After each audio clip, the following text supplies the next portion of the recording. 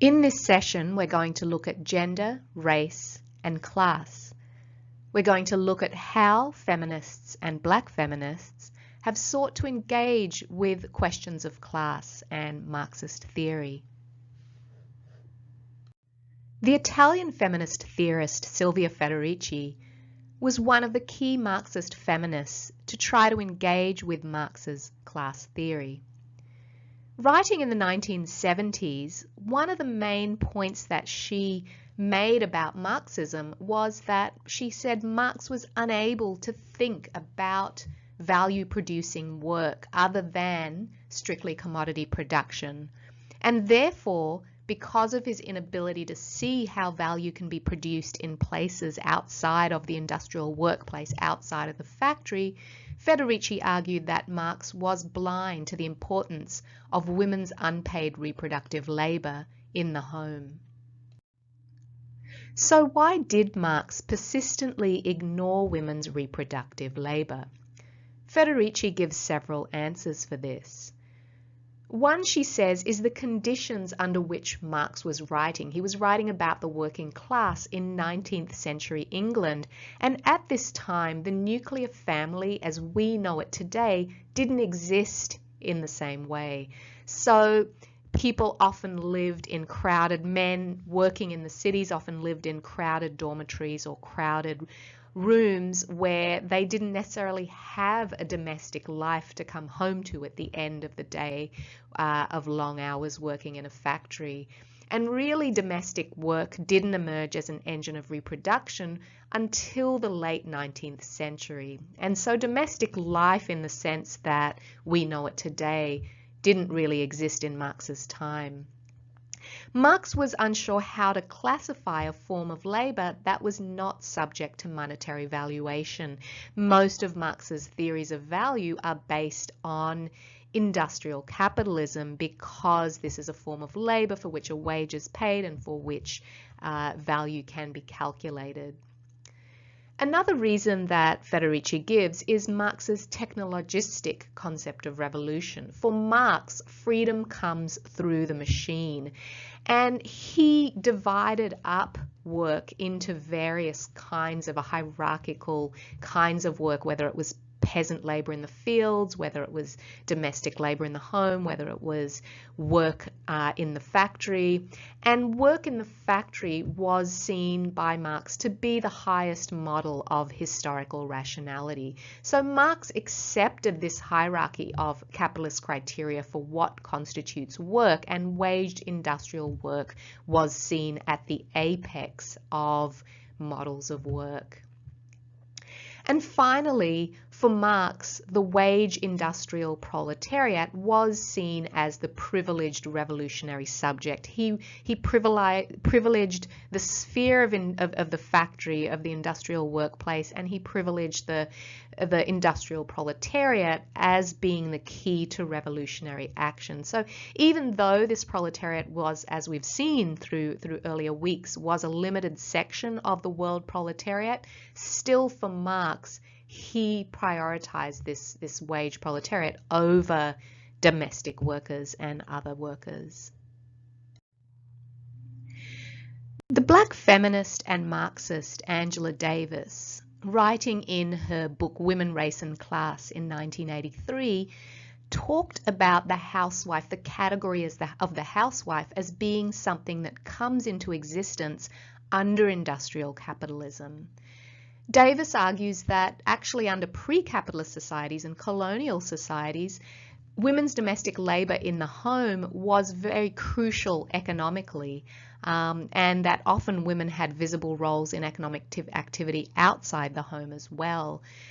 So I was thinking, for instance, of my grandmother in India who had a recipe book, and her recipe book included things like how to make household detergent and how to make household cleaning agents and how to recycle various objects, because so much of what was consumed in the home was actually produced in the home. They produced their own butter, they produced their own yogurt.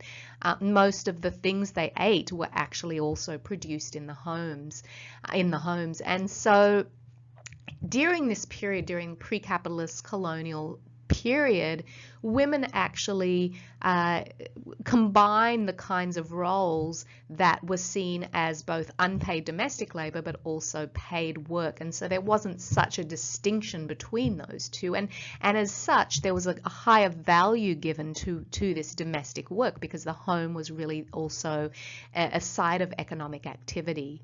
What happens under industrial capitalism is that Davis argues that we see a split between the domestic home economy and the profit-oriented economy of capitalism. And so tasks that were previously done in the home, instead of churning butter in the home, instead of making yogurt at the home, you go and you buy it at the store. It is produced by workers in a factory, and you go and you buy it and you bring it home.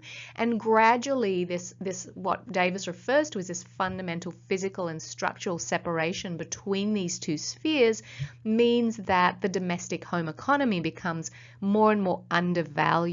It's still the site of significant unpaid domestic labor, but it's not given the same value as it was under a pre-capitalist society. So Wages for Housework is a campaign that came about in the 1970s where feminists began to say instead of housework being unpaid, it should be paid. And Federici was one of the key proponents of this Wages for Housework campaign. Federici argued that the wage is, quote, the direct measure of our exploitation and therefore the direct expression of the power relation between capital and the working class. So for Federici, this is why the wage has always been a key point of struggle between workers and capital, because it is a way we can actually measure exploitation. We can measure value, and we can measure the degree to which capital is exploiting the worker. As we've seen in earlier sessions, Marx argues that the wage hides the unpaid labor that goes into profit. But measuring work by the wage also hides the extent to which family relations, social relations, have also become relations of production. So women working in the home to cook, to clean, to carry out domestic labor, to reproduce the workforce, to reproduce children, to ultimately enter into the workforce. All of this labor that takes place is hidden, and the fact that these relations are also relations of production are hidden. So the exploitation of women has been effective because there was no wage, because it was hidden, because the lack of a wage meant that it was not recognized as labor. And so therefore women's labor in the home appears to just be a personal service outside of capital. We do it because we love our children. We do it because we love our husbands. We do it because we feel that we want to cook a nice meal, or we want to keep our homes tidy. It's seen to be something in some ways optional, in some ways done out of love or done out of a feeling of duty, but not seen as actually integral to capitalist relations of production. The International Wages for Housework campaign was founded in 1972 in Italy. And inspired by this international campaign and the civil rights movement, poor black women in the US who were organized as welfare mothers, they were the ones who actually led the first Wages for Housework campaign in 1975. And this campaign demanded that women, housewives, and all of those who engaged in tasks of reproduction should be compensated for that work. The Wages for Housework campaign talked about the economic values of reproductive labor. So instead of seeing welfare as something that people should ask the state to receive and will get it if they are deserving of it, what this campaign said was welfare is actually a woman's right. Welfare should be given to all women who carry out domestic work in the home. It should be given to them as their right. And so what these black women who were receiving aid for dependent children did was they criticized the stigma that was attached to public assistance. They said that childcare was only recognized as work when it was done by a childcare center, when it was done by a nanny or a domestic worker. When somebody else was doing it, that's when it would be paid. But when you are looking after your own children, you are not paid, and often when you receive state payments for that through welfare, you're stigmatized as being somehow unable to look after your own family. These are some of the posts. This is a poster from the Wages for Housework campaign, Strike While the Iron is Hot. And this is a scene from the Aid for Dependent Children campaign. So what the Wages for Housework campaign helped to do was to recenter feminist focus on childcare, to establish that childcare should be seen as a collective responsibility. It should be supported by the state and should not just be the individual responsibility of women. So the campaign helped to place this issue on the national agenda in the United States, in Italy, and across the globe. The argument that was being made by these feminists was, if corporations and the state benefited from women's roles in maintaining and reproducing the workforce for capitalism, then capitalism and those corporations and the state, they should take financial responsibility for that labor. Davis considers race and gender together in her analysis, and one of the things she's really concerned about is how the concept of the housewife actually comes out of the social conditions of the bourgeoisie and the middle classes. So not only is it related to industrial capitalism, but it's also more related to the conditions of white middle class women. She says for black women, housework has never been just the focus of their lives. Black women have always carried the double burden of housework at home and wage labour outside the home. Often black women domestic workers had to neglect their own home and family to look after the children of white women, to clean their homes, to carry out long hours of domestic labour in their home, unable to do their own domestic work, or carrying a very heavy burden of doing their own work as well.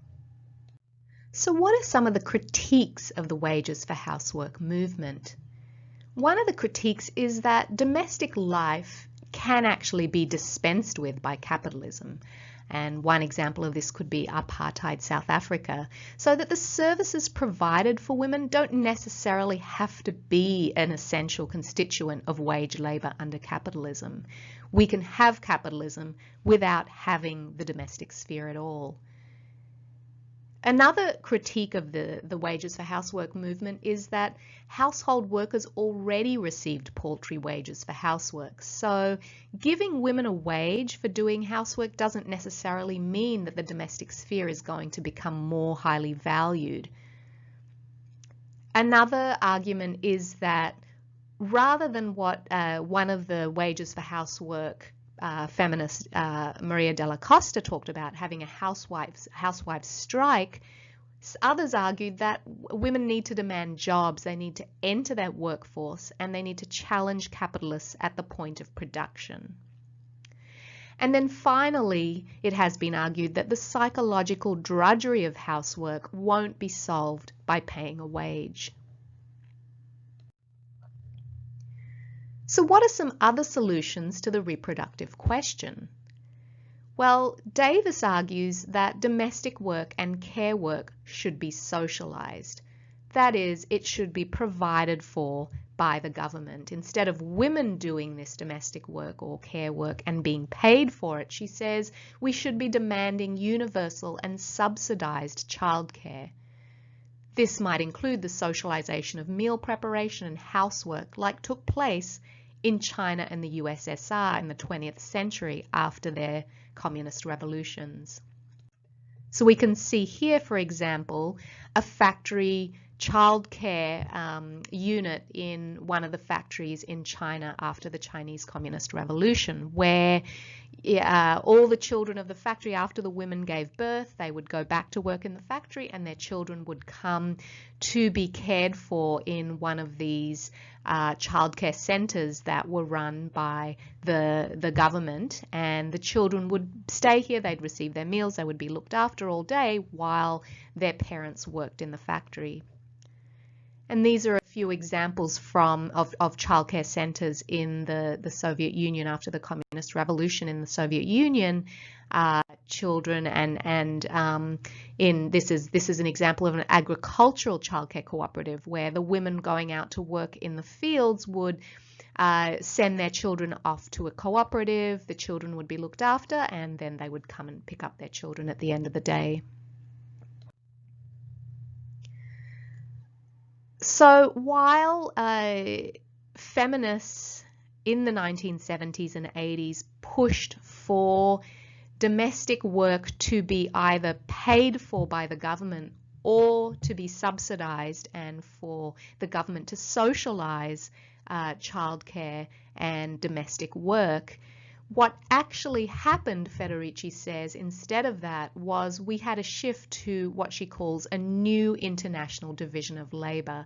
That rather than resolving the housework question the way that feminists had suggested, what we saw instead was a colonial solution to the housework question, so that women across the world were often forced to leave their homes to migrate from poorer economies in the global south to global north and wealthier countries in order to carry out reproductive work in the houses of middle class and wealthy women. And so that women across the world were integrated into the world economy as producers of workers for both local and industrialized countries. And Federici sees this as a failure of the feminist movement of the 1970s to make the state recognize reproductive work as work and to take financial responsibility for it.